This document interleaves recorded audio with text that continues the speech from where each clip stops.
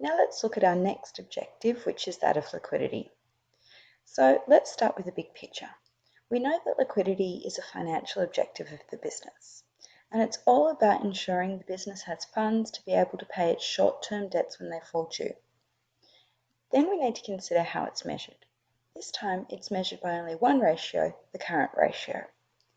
Again, we need to compare it to other figures or results to be able to make a judgment about how well the business is performing in terms of its ability to pay its short-term debts when they fall due.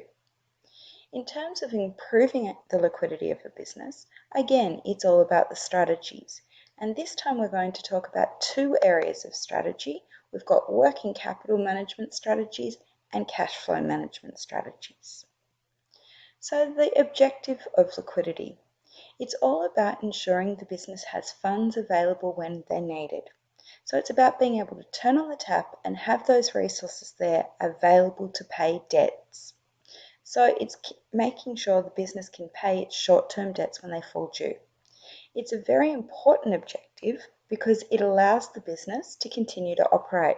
If we can't pay our debts, our creditors could potentially take action to declare us insolvent. Equally, we want to make sure we don't damage our relationships with suppliers by not being able to pay on time. It could have negative impacts for our credit rating. Also, if we don't pay on time, we could incur additional financial costs in terms of having to get short-term sources of funds to cover the shortfall.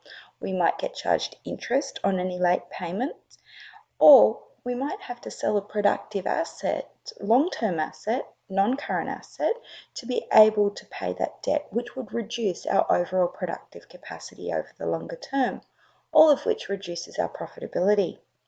So measuring liquidity. Remember, we want to make sure that we have more short-term assets than we have short-term debts. We want to have more current assets that can be used to pay these current liabilities when they fall due. And we're going to do this using the current ratio. So how do we know that the business might have a liquidity concern? First of all, they just don't have enough current assets to pay their current liabilities. Secondly, it could be about the composition of their current assets. If they have very little in cash and most of their current assets in accounts receivable or inventory, that's still going to take a little bit of time to be able to convert to cash and be able to pay those short-term debts. So it's not just about the amount of current assets we have, but it's the composition as well.